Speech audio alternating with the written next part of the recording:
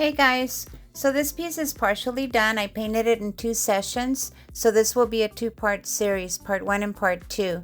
And you can see my painting here on the left and the reference right next to it. And this is my palette. I use tempered glass and it's super easy to clean. Just scrape it, spray a little alcohol, wipe it down, and you're ready to go again. And I'll list all my palette colors in the description below. The difference between interpretation and a photocopy, you as an artist, you get to choose what you want to keep and what you don't. So if you were to compare a camera, for example, a camera records everything, but you as the artist, you decide what you want to keep. So in this video, I'm going to break it down into 4 segments: value, edges, focal point, and brushwork of what I incorporated here.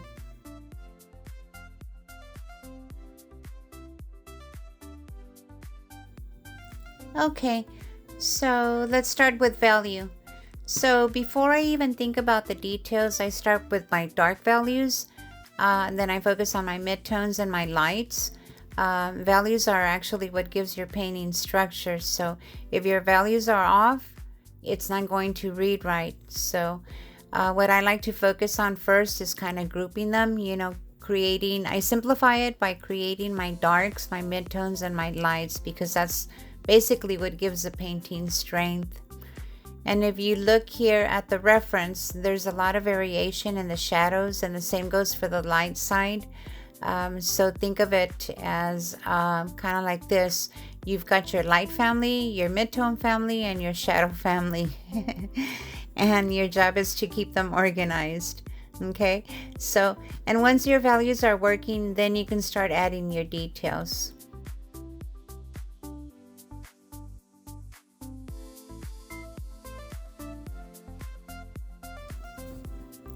Okay, so now let's talk about edges,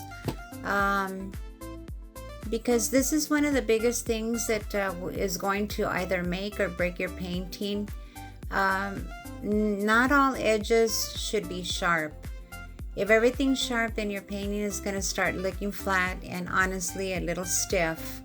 I like to think of edges as maybe like 3 simple ways: hard edges, soft edges, and lost edges. And the hard edges are basically going to be your focal point, where you want your attention, like around the eyes, the nose in my case here. Soft edges helps things turn and feel a little more natural, like for example the cheek, around the cheek area, the shadow of the side of the face, or transitions in the skin. And then you have lost edges, and lost edges is where things are kind of like almost disappearing into each other, and that'll even help you create depth and atmosphere in your painting. So the closer to the end, you'll notice that my jacket on the right side of the painting into the background, and they're so soft that you can barely see them. Some areas even fade into the background, and I did that on purpose.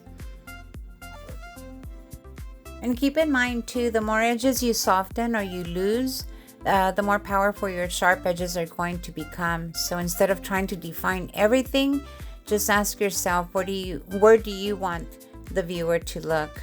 Okay, and that's what creates that focal point. Okay. And so now we're going to talk about focal point. Okay, this is where you control the viewer's eye. When someone looks at your painting and you don't want their eye going everywhere else, you want to guide them by creating that focal point. So the first question I always ask myself is, where do I want them to look first? And for me, it's right here on the right side of his face, where his eyes are, and the lighting is actually going to hit real strong. And that's what I'm going to create on part 2. And that's where I'm going to put the most contrast and some of the sharpest edges and the most detail. And so everything else, I start to pull back, less detail on the clothing, softer edges in the skin. Then I simplify areas that don't need a lot of attention. If everything is detailed, then nothing's going to stand out, and you'll end up losing your focal point and you'll lose its power. So instead of trying to make the whole painting impressive, focus on making one area undeniable and let everything else support it. Alright, so let's talk about brushwork. Okay, because this is where your painting really starts to feel alive, okay? And some people overblend, and believe me, I've made this mistake before, trying to make everything smooth, but when you do that, you actually lose energy in the painting. So what I like to do is be a little more intentional with my brush strokes, and some areas I'll blend, but others I'll just let the brushwork show, and you'll see that on part 2. So those visible brush strokes will help describe the form, and it'll give character, and it adds movement to your painting. So you want to be able to feel the painting, not just see it. So instead of constantly going back and fixing every stroke, sometimes the best thing for you to do is just leave it alone and try to just let the brushwork do its job, because that's where life is. Okay, but at the end of the day, it's not about copying the reference exact. It's basically about making decisions with your edges, your values, your focus, and your brushwork. But just remember one thing: it's your art, your world. You get to choose.